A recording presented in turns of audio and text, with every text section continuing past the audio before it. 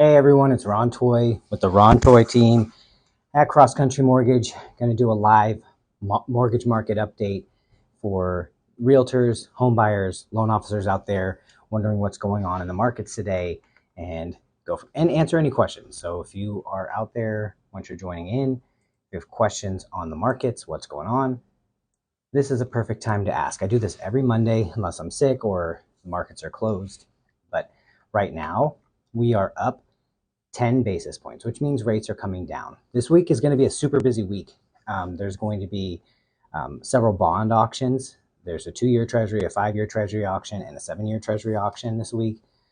PCE comes out at the end of the week. That's the Core's favorite measure of inflation. So hello everyone for joining. Just doing a mortgage market update. If you have any questions, feel free to put it in the comments. But I was just stating we're up 10 basis points, which means rates are coming down. This is going to be a very busy week in the bond market. We've got a 2-year auction, a 5-year auction, and a 7-year auction. I'll show that here shortly. But overall, in general, properties are appreciating like crazy. We're starting to see multiple offers again. And I'm here in North Texas, so I'm going to show you some stuff based on the North Texas market. If you are in a different place, let me know and I can pull it up. But I'm going to turn my camera so you can see the screen here in a second. But yeah, so that's what's going on. Friday, PCE comes out. That's going to be huge. Again, it's one of the Core's, one of the Fed's favorite measures of inflation. Going to go over the real estate report card for here in North Texas, showing you the average appreciation rates over the last 63 years, the last 10 years, and 5 years. So you can see why it's so important to buy it. I know right now it's tough. The economy is tight. Prices are higher than they seem they need to be, and I'll go over to some of the reasons why that's happening as well. Again, if you have any questions, feel free to put it in the comments or ask it, and if I forget, just call my attention to it. But I don't have moderators. I'm not wicked good with technology. I'm just a guy who's trying to help empower people to make buying decisions or prevent themselves from getting taken advantage of by the refi opportunities that are going to get pushed out to everybody, trying to convince you to refi before it makes sense. But let's go ahead and I'm going to take this off and then spin the camera so you can see my screen. Let's see. Boom. Flip camera. Bam. So now you can kind of see the screen. That's the market. Here's what the bond has been doing over the last 6 months. As you can see, after CPI came out on the 10th, the market started to come down, and it's been going down and vacillating since then because it was up 1/10 of a point, which is silly. But now we're up 8 basis points. This is the coupon that most are trading off of, the UMBS 30-year 6%. This is the bond market price. This is where we're at. This is why when you're shopping rates, you want to ask the loan officer you're talking to, what is the bond market price and what coupon is this rate attached to? So that if you call me at 11:30 and it's up 1 basis point versus at 9:30, you're being able to compare apples to apples. Because again, the markets fluctuate throughout the day and I get updates every 30 minutes. This is right here is what's causing the issues. The 10-year treasury being up as high it is causing rates to be high. We need this to kind of start coming down again. Again, hopefully with PCE, we start to have some changes on that. But I want to show you the real estate, the economic calendar first. So as you can see today, China's decision, it is what it is. But new home sales reports come out tomorrow. The Fed talks tomorrow, and then the 2-year treasury auction. I think there's like 66 billion up for auction. 5-year treasury, 7-year treasury, but GDP comes out Thursday, jobless claims, this always moves the market. And then Friday, personal incomes, PCE. This is going to be a very, very important day for the bond market. Let's see, real estate report card. So this is quick updates, what's going on in the market. So this is Collin County, and I put 300,000 because I'm going to show you an analysis about the cost of waiting, but the average median home price in Collin County is 520,000. 5-year historical appreciation in Collin County, 7.68. 10-year, 7.3. 63-year, 3.365. Great. So if you had bought a $300,000 house over a 5-year period, it would have appreciated. Here, you'd have this much in equity through appreciation. Again, that's North Texas. I can send you these kind of reports. If you're in a different area, I can put this in there. Just let me know in the comments. But this is why that's so important, because across the country, 5-year appreciation. Here in Texas, 54%. Look at Arizona, California, everywhere, 81%. It's going like this across the country, people. 1 year, last year when rates were the highest, average appreciation almost 7%. Like I've been telling everybody, here in Texas, 3%. So even with high rates, properties still appreciated everywhere. And I know it's tough, but this is where we have to define reality the way it is, not the way we want it to be. And we can still push for what we want, but 340% since 1991 here in North Texas. But on average, across the country, this. I like the 5-year because this is what's kind of jarring for most to see. And then again, with this analysis I put together, which is called the cost of waiting on a $300,000 house, the equity gain in 1 year, because it's 7% appreciation on a $300,000 house, is 21 grand. But of course, you're going to have principal balance reduction. So in 1 year across the board, and this is showing from 8% rate down to 5% rate. I can send you this analysis if you want, but 38,000 in equity gain and principal balance reduction through forced savings. Now, if you have an 8% rate, it's $561 more than when you have a 5% rate, but you can always refinance. But in that year, that's $6,000, $6,500 savings that people thought, oh, I'll wait to buy until rates drop to a certain percent. But they missed out on 38,000 and 21,000 in appreciation in forced savings through principal balance reduction, trying to save $6 grand. So that's like jumping over a dollar to pick up a nickel. Like, it's not a great way to manage finances. And I get prices are high, there's down payment assistance, but just wanted to show you that so people can see. Again, here's the payments across the board with taxes and insurance. In Texas, we got high taxes and insurance, but you can see the payment across the board, because the average payment for rent right now in North Texas is over $2,500. So I was trying to show people, hey, buy a house, buy a condo that's in the same price point, and this is what you'd be looking at. But this is the key, is the net worth over 1 year. So I'm just showing them 1 year difference. Obviously, you have a little bit more when it's lower rate because you're getting more towards principal balance, but still 38,000 in 1 year by owning versus paying rent that's 100% interest. You get no rate of return and no tax benefits. But let me turn this back around to me. This is important information because the media has been telling people there's going to be a crash. Home prices can't keep going like this. And it's misinformation that's hurting more and more people. And the crash isn't happening because there's not enough inventory. And I've shown slides and stuff like that if you go back through my videos about home formations versus home completions. Home formations have outpaced completions since 2015 drastically. So there's not enough inventory to keep up with demand. Right now, it's tough, but there's solutions out there for anybody.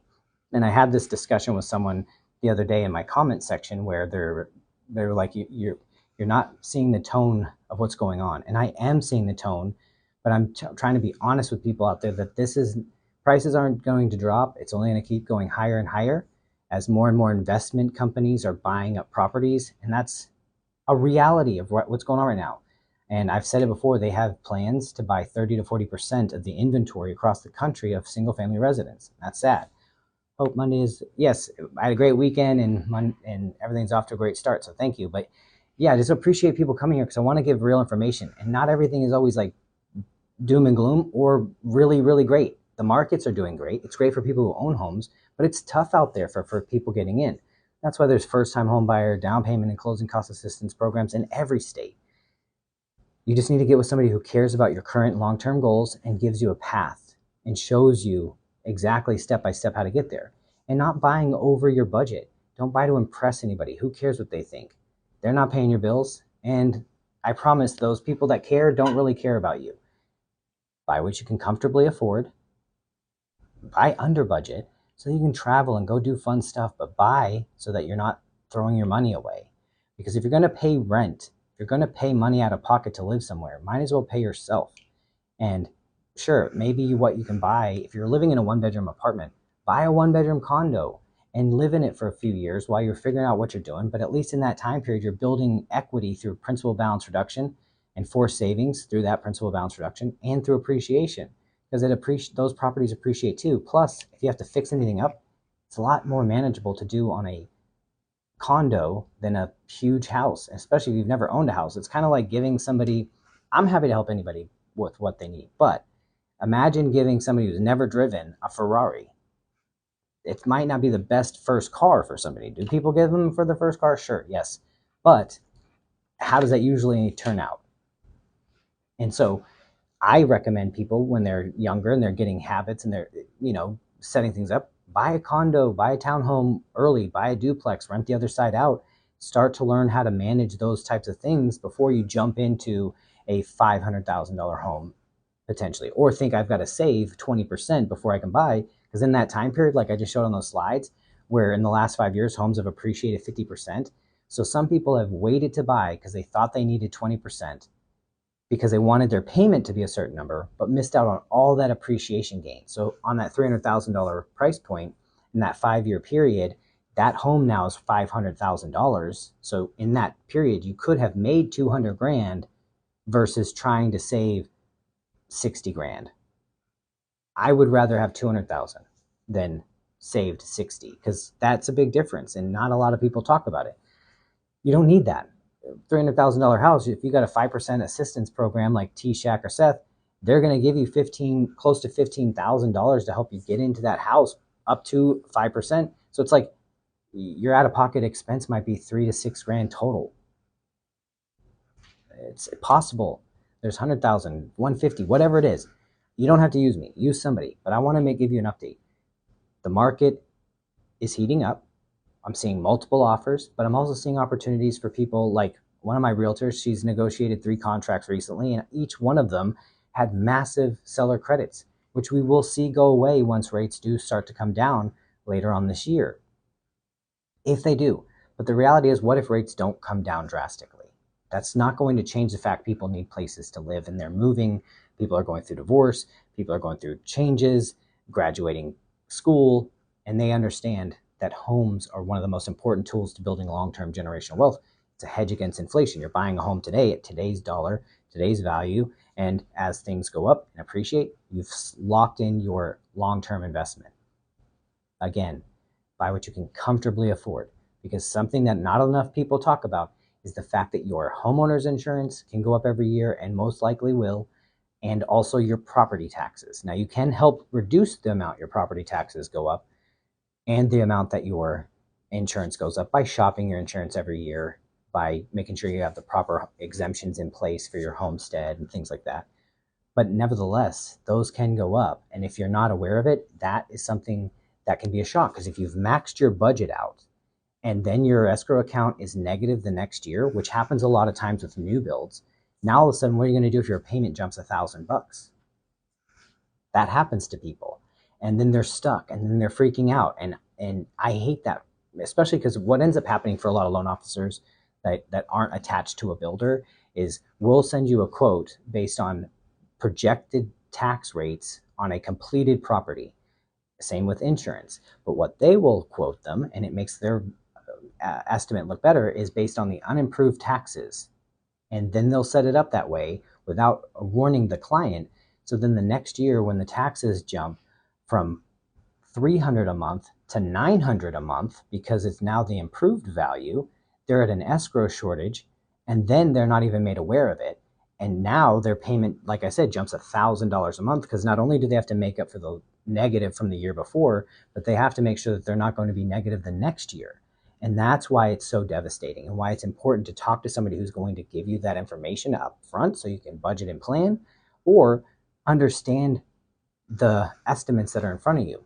Same thing like here in Texas, I'm sure it's everywhere. You can look up on the county record what exemptions are in place. Now, some of them are protected, but like somebody is over 65, their tax is set up differently. And then when you move in, it can be tough.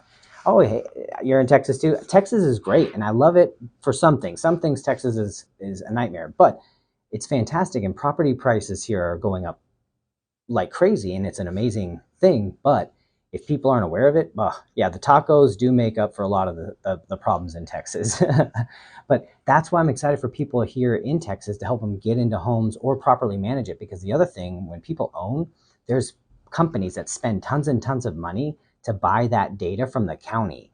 And two things I've seen happen a couple of times. One, deed fraud. If the home is paid off, you have to be very careful and pay attention to what's being mailed to you, because you can go to the county and put alerts on your title so that if anybody tries to put a lien on it, you'll get notified. But there's a case going on right now in North Texas where a person lost their property because somebody put a second lien on it and they didn't contest it soon enough. And it is fraud. They know it's fraud, but they still lost the property because of that second lien. And they didn't even have a second lien. They didn't open the second lien. But that's where, and then you have to spend all the legal fees and all these costs. You've got to pay attention. You've got to be successful in home ownership. And one of those, make sure you put those alerts on. But the other part, what I've seen a lot here in Texas, is people buy that data from the county because it's public information. And they'll know roughly, based on when you got the house, when the deed was transferred versus the time of the house, roughly what the value is and what the loan amount is. So they're going to be pumping people with refi stuff, right? And trying to make it sound better than what it is, and it might not make the most amount of sense right now. I can make it sound real sexy, but I like to sleep at night. So I'd rather give you full transparency, know how much longer you're going to be in the house, to make sure there's a net tangible benefit, because you can manipulate that in a way that looks like a net tangible benefit when really it isn't, because you're not going to be in the home for more than 5 years and you're just saving $100 a month. More than likely, it doesn't make sense to do that refi. Make it sound like it does, but realistically, would I want my mom to do it? Probably not. But that's where I want to be able to communicate with you, so that if you're getting these mailers, you can have me look at it with you. I can tell you what to ask the people. If they're not going to be honest with you, then I can help you, or I can just make sure that deal goes smooth. But I'm here to add value, not to just try to get a bunch of business. Obviously, I want business, but the main motivation of this is an instruction tool for others to use to empower you to make a buying or refinance decision that's good for your current and long-term goals, not just for me to get business. There's enough of it to go around, and if you close with a good loan officer, you should go back to that loan officer. We're all 100% commission, and most of us are based on referral business and repeat business. So I would hate to take someone's potential meal off of their family's table because I had a TikTok and someone saw me. If you work with a good loan officer, talk to them first. Then if they're not able to help, talk to me. I'm here to help. But yeah, prices are going up, which is great. Hard for people getting in. There's programs out there, no matter what state you're in. Most of them have down payment and closing cost assistance programs. So make sure you look at those. If you're in Texas, reach out to me. I'd love to help you. You can send me an email. There's links in all my stuff. We can set up a time to talk, so my calendar's in there. Let me help you get set up for success. But here to add value. I do this every Monday, quick mortgage market updates, talk about what's going on in the economic calendar, what's going on with different settlements, lawsuits, like the NAR lawsuit that happened and they're settling on and all that, what that means for everybody. There's more information coming on that. But yeah, it's going to be a good Monday. Got a few extra contracts. I did a thank you video before and just really appreciate it. This weekend was busy. I did an open house with a new realtor that I really, really value and appreciate. Had a cool seminar this weekend for financial planners. It was great. So just happy Monday. Hope you all had a great weekend. And if you need anything, reach out. Talk to you soon.